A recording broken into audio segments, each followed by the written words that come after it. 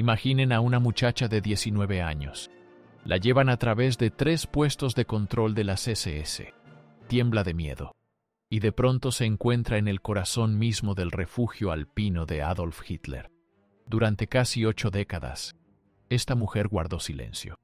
Enterró en sí misma secretos aterradores. Y ahora el mundo está conmocionado. Elisabeth Kalhammer, la exsirvienta del hombre más temido de la historia, rompió por fin su juramento de silencio. Antes de continuar, por favor, den un me gusta a este video y suscríbanse a nuestro canal. Su apoyo es increíblemente importante para nosotros. Lo que presenció dentro del Berghof fue mucho más perturbador que cualquier archivo oficial. Empleados que desaparecían sin dejar rastro. Reuniones secretas a medianoche. Ataques de furia de un dictador paranoico. Antes de morir debo contarlo, declaró ella. Y ahora escuchamos la verdad, directamente de la mujer que fregaba los suelos que ocultaban los secretos más oscuros del Tercer Reich. Esto es lo que Elisabeth Kalhammer finalmente confesó al mundo sobre su vida junto a Adolf Hitler. En el lejano año 1943, una joven austríaca llamada Elisabeth se topó con un anuncio insignificante en un periódico local. Se busca doncella. Lugar de trabajo, Berghof, Obersalzberg. Jamás imaginó que aquel simple aviso la llevaría al centro mismo de la residencia privada de Adolf Hitler. Pocos días después, Elisabeth cruzaba las barreras armadas de la guardia. Entraba en el Berghof, el refugio montañoso del dictador, un lugar cubierto por un velo de secretos y un miedo abrumador. Pronto entendería la verdad. No era una sirvienta común. Había sido llevada a uno de los sitios más vigilados, secretos y sin duda más peligrosos de toda la Alemania nazi. El Berghof no era solo el refugio personal de Hitler. Era el cerebro del Reich, el lugar donde se tomaban decisiones que cambiaban el curso de la historia mundial.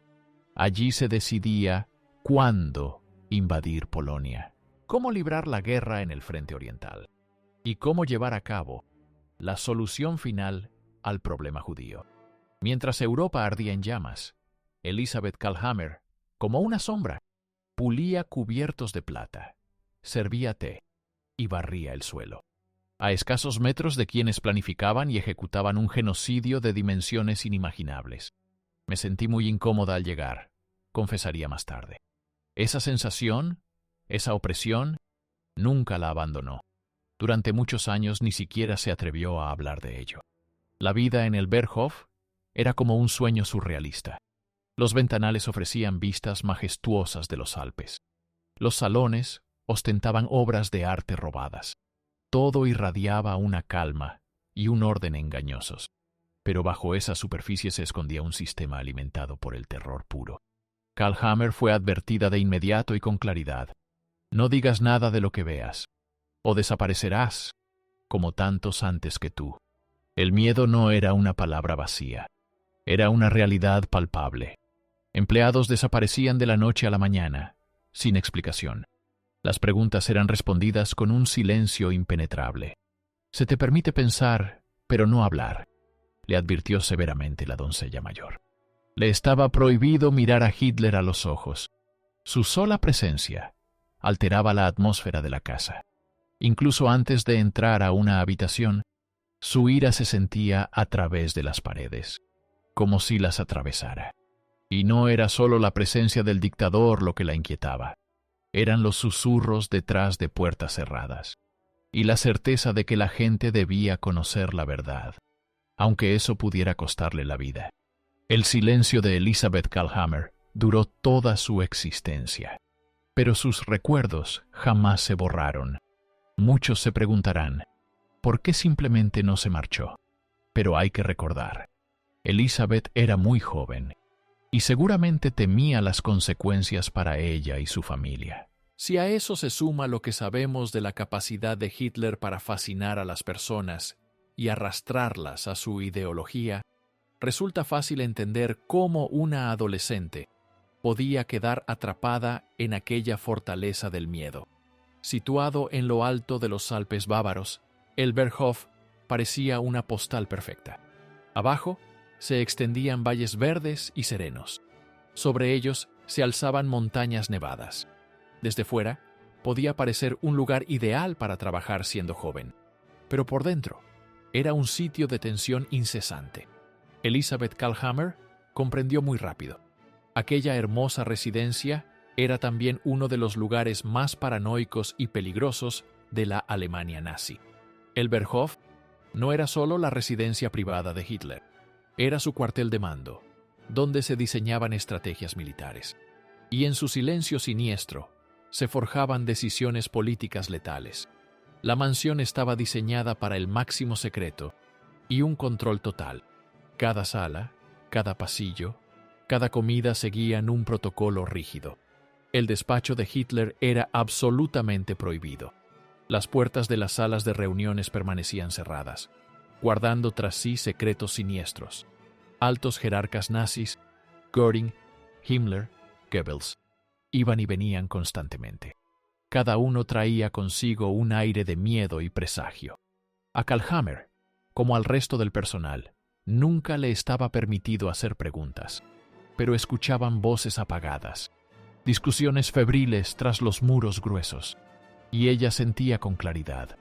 Algo oscuro se estaba tramando. Nadie se sentía seguro.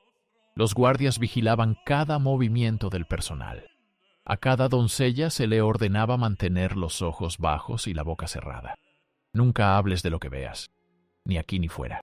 Nunca, la amenazó una de las encargadas. No era un consejo, era una amenaza directa. Kalhammer pronto notó un patrón inquietante. Hoy trabajaba junto a un compañero. Mañana ya no estaba. Sin explicación alguna, sus habitaciones quedaban vacías. Sus nombres no volvían a pronunciarse. Preguntar por ellos era mortal.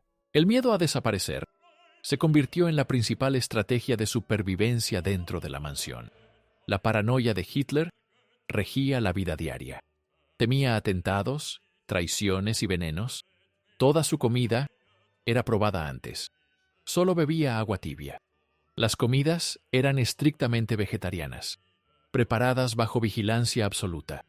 Un error mínimo, como romper una taza de porcelana, podía significar un castigo severo. La propia Kalhammer perdió varios días libres por un descuido así. Cada aspecto de la vida en el Berghof estaba cuidadosamente escenificado para mantener la ilusión de control absoluto de Hitler. Desde la llegada puntual de los oficiales nazis hasta la impecable disposición de la mesa. Todo formaba parte de un ritual destinado a reforzar su poder. Pero bajo esa fachada reinaba el miedo puro, las vistas alpinas, la decoración fastuosa, el silencio de los salones. Todo ocultaba el terror que se cernía sobre cada persona que trabajaba allí. Lo más inquietante no era la sola presencia de Hitler, era que el miedo se había vuelto la norma, la rutina. Los empleados se susurraban advertencias. Las conversaciones se apagaban en cuanto entraba alguien de rango superior.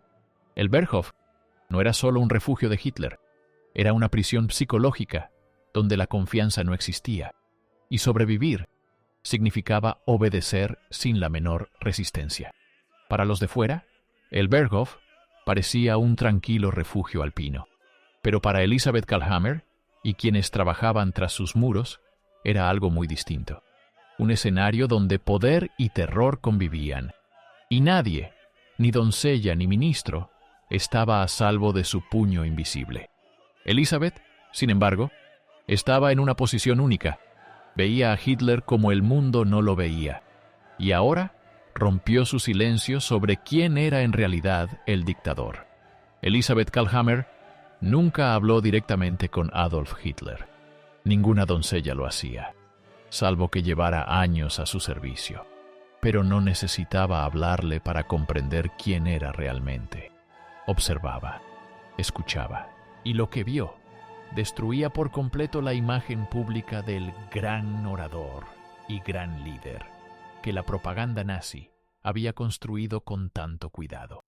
El humor de Hitler dominaba toda la atmósfera de la mansión.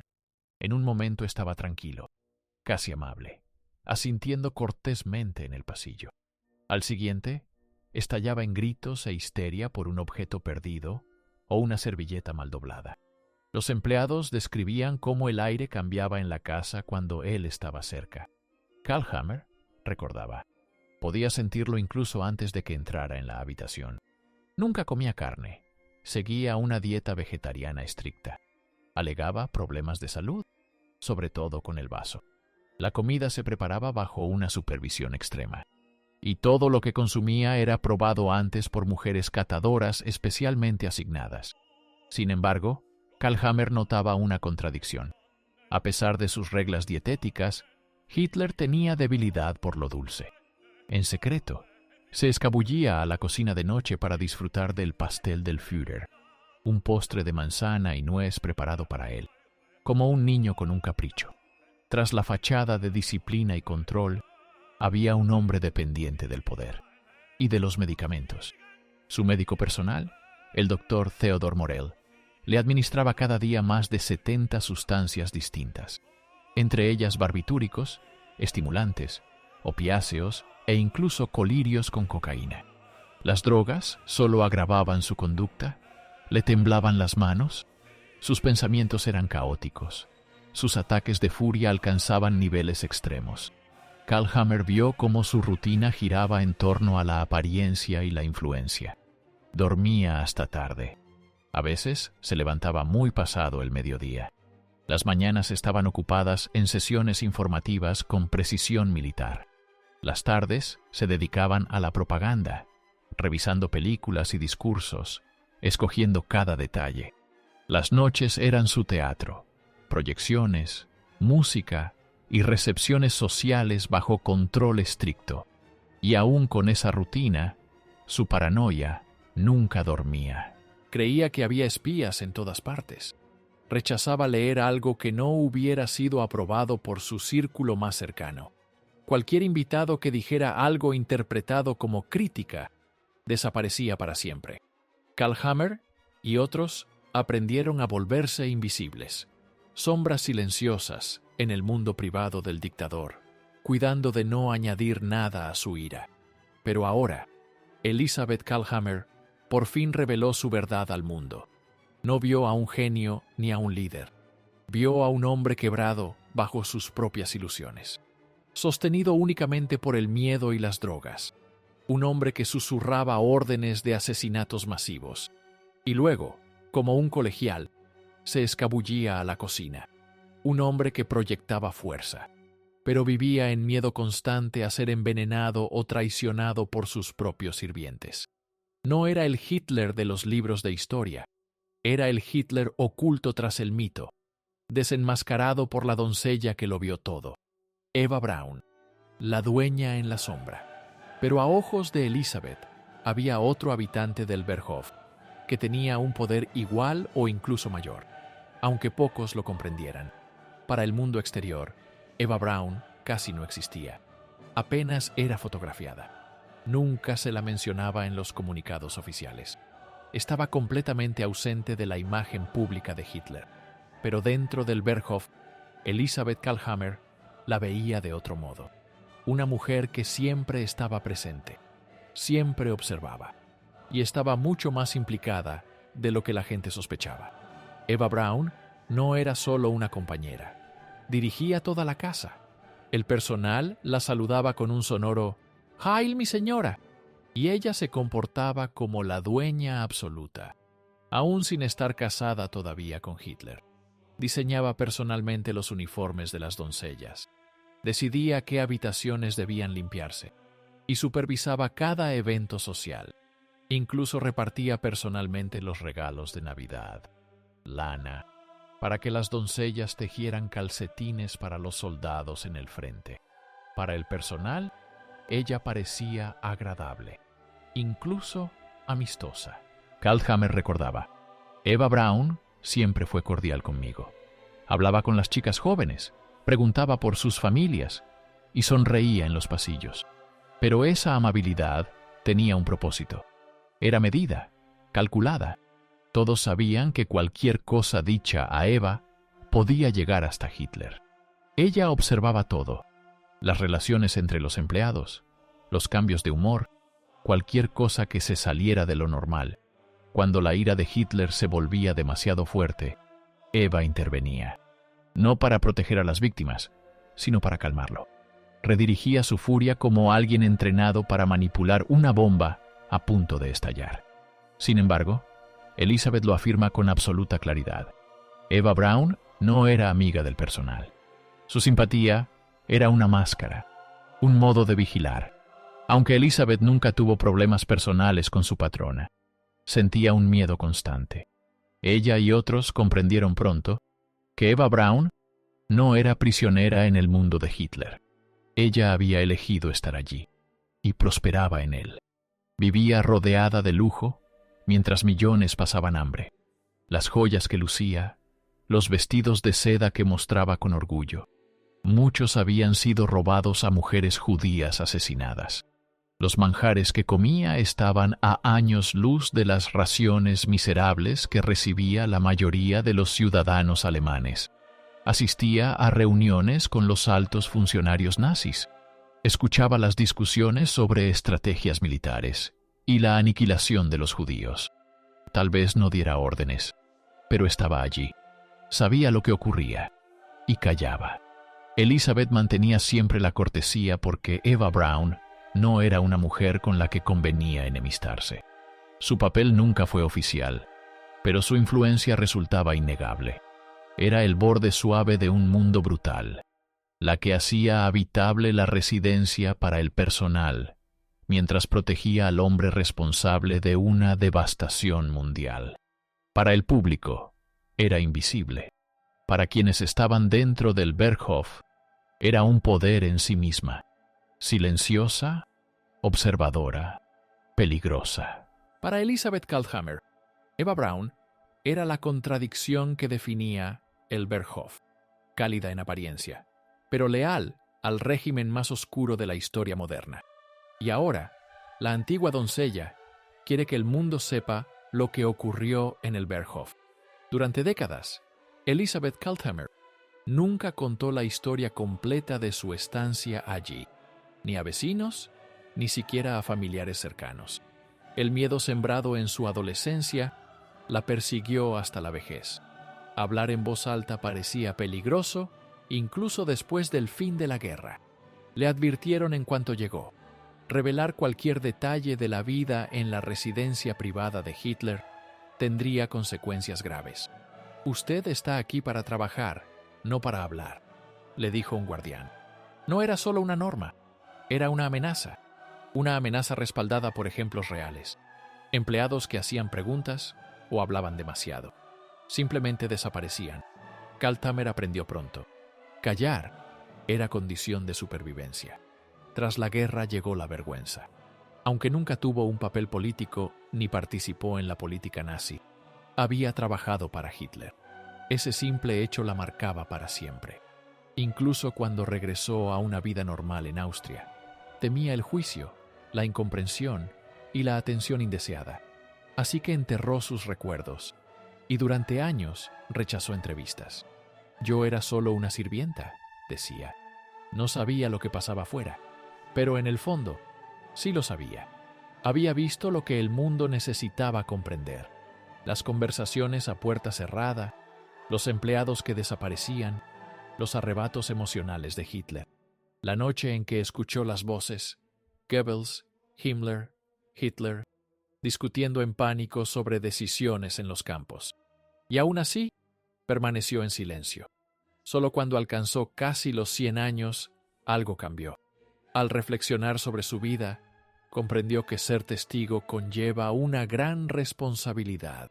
Antes de morir, debo hablar, dijo a un entrevistador. El miedo se desvaneció con el tiempo, pero los recuerdos permanecieron vívidos. Y ahora el mundo se estremece ante lo que ha revelado. Su decisión de hablar no buscaba fama ni reescribir la historia. Se trataba de impedir que el mundo olvidara lo que ocurrió tras las puertas cerradas. La imagen de Hitler como gran orador o estratega quedó destrozada ante la verdad de lo que era en realidad.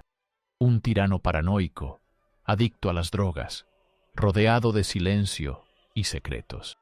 Para Kalthammer, contar su historia no fue cuestión de redención, sino de deber. Como una de las últimas testigos vivas de la vida privada de Hitler, comprendió que su voz, enterrada durante tanto tiempo, era ya parte esencial del registro histórico. En el último capítulo de su vida, eligió la verdad en lugar del miedo. Y gracias a ello, quizá ahora tengamos la visión más clara de cómo terminó la vida en el Berghof. A comienzos del año 1945, todo en el Berghof había cambiado. La residencia, antes regida por una estricta disciplina y un clima de miedo constante, comenzó a desmoronarse. Con el avance de los ejércitos aliados, el ambiente pasó de la tensión a la pura desesperación. Elisabeth Kalthammer vio cómo la fachada cuidadosamente construida del control nazi se derrumbaba a su alrededor. Hitler se volvió cada vez más aislado. Cada vez menos invitados llegaban al Berghof. Las ruidosas reuniones nocturnas de los altos dirigentes nazis cesaron. Las interminables sesiones de propaganda se acortaban o se cancelaban por completo. Hitler, antes obsesionado con los detalles e involucrado en cada decisión militar, se retiraba de las operaciones cotidianas. Ya no confiaba en nadie. El personal percibía su deterioro. Sus manos temblaban, su espalda se encorvaba. Sus célebres discursos ya no eran fogosos, eran incoherentes, desconectados de la realidad. Los arrebatos de Hitler se hicieron más frecuentes e irracionales. Noticias simples del frente provocaban explosiones de ira que duraban horas. Los sirvientes se movían de puntillas. Nadie quería ser portador de malas noticias. La seguridad en el Berghof se reforzó. Kalthammer recordaba la sensación de que algo terrible estaba a punto de ocurrir. Incluso Eva Braun parecía nerviosa. El lujo de la residencia, las cenas refinadas, las proyecciones de cine, la música, se transformó en susurros, rumores y miedo. El mundo exterior ya no estaba lejos. Se acercaba directamente hacia ellos. Ese 25 de abril de 1945 pareció que el dominio de Hitler llegaba, por fin, a su final. Kalthammer barría el gran salón cuando escuchó un sonido, bajo, mecánico, constante. Aviones. Sonaron las sirenas. Los guardias gritaban. El personal corría de un lado a otro. Kalthammer se quedó inmóvil. Un instante después, el cielo sobre los Alpes estalló en llamas. Bombarderos estadounidenses y británicos, que habían señalado el Berghof como un punto clave de mando nazi, lanzaron oleada tras oleada de destrucción. Las explosiones sacudían la tierra. Las paredes se agrietaban. Los cristales se rompían. La mansión, que alguna vez simbolizó el dominio de Hitler, se convertía en ruinas ardientes. Kalthammer no dudó. No corrió a los refugios. No siguió a los demás. Giró y se internó en el bosque, sola. Corrió hasta que el sonido de las bombas se apagó a lo lejos. Cuando por fin miró atrás, lo que vio se grabó para siempre en su memoria. Las enormes ventanas, que alguna vez enmarcaron la calma de los Alpes, habían desaparecido. Las llamas devoraban los salones donde se habían dado órdenes de asesinatos masivos. La grandiosa ilusión del Berghof quedaba destruida ante sus ojos. Ese momento marcó el final. Hitler huía a Berlín. El Reich se derrumbaba. El Berghof, el lugar donde Kalthammer había pasado meses en silencio y miedo, ya no existía. Ella había sobrevivido a todo. Violencia, secretos, caos. Cuando salió del bosque, ya no era solo una doncella. Era testigo de la caída de uno de los regímenes más aterradores de la historia. Y desde ese día cargó consigo la última imagen del imperio de Hitler, ardiendo, quebrado y por fin borrado, hasta que decidió revelar lo que había ocurrido allí. Cuando Elisabeth Kalthammer rompió por fin su silencio a los 100 años de edad, incluso los historiadores más experimentados quedaron sorprendidos.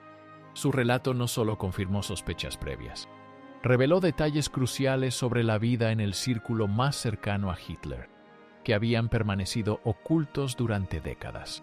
Sus recuerdos añadieron profundidad en primera persona a la imagen de la cúpula nazi en sus últimos días, y mostraron cómo el miedo y el control operaban no solo en el campo de batalla, sino también dentro de las paredes del Berghof. Uno de los momentos más reveladores surgió de lo que oyó en una confrontación nocturna entre Hitler, Joseph Goebbels y Heinrich Himmler. Kalkhammer no escuchó las palabras exactas, pero el tono era inconfundible: pánico, desesperación y furia. Fue una reunión secreta bien pasada la medianoche. No debía estar cerca, pero las paredes no pudieron contener las voces cada vez más fuertes. Solo años después, mirando hacia atrás, comprendió de qué había sido testigo. El momento en que la cúpula nazi discutía, probablemente, cómo resolver los problemas en los campos de exterminio y acelerar la solución final. Su testimonio la situó a escasos metros de discusiones que ayudaron a organizar una de las mayores atrocidades de la historia. También aclaró el control absoluto que Hitler ejercía sobre quienes lo rodeaban. Su obsesión por la rutina, el filtrado de información y la exigencia de obediencia total significaban que hasta la mínima desviación, como una taza de porcelana rota, era castigada. No se trataba solo de disciplina, se trataba de dominación total. El relato de Kalkhammer mostró cómo el miedo era un arma interior, mucho antes de llegar al frente. Sus observaciones sobre empleados que desaparecían añadieron otra capa de comprensión. Durante mucho tiempo, los historiadores habían especulado sobre el destino del personal de bajo rango en las fortalezas nazis. Kalkhammer confirmó: las desapariciones eran reales y frecuentes. Pero, a pesar de todo, reveló algo sorprendente. Cuando era joven, tuve la suerte de estar allí y de ver a toda esa gente. Sentía orgullo. Pero eso no significa que estuviera orgullosa de otras cosas. En aquel momento no entendía nada. La confesión de Kalkhammer muestra lo fácil que era para una persona común ceder ante la coacción del régimen nazi. Al compartir por fin lo que había visto y escuchado, Elisabeth Kalkhammer llenó vacíos. No ofreció teorías, ofreció hechos, vistos con sus propios ojos y guardados en silencio durante décadas. Y gracias a sus palabras, hoy podemos ver lo que nunca habría aparecido en los documentos oficiales del Reich. Elisabeth Kalkhammer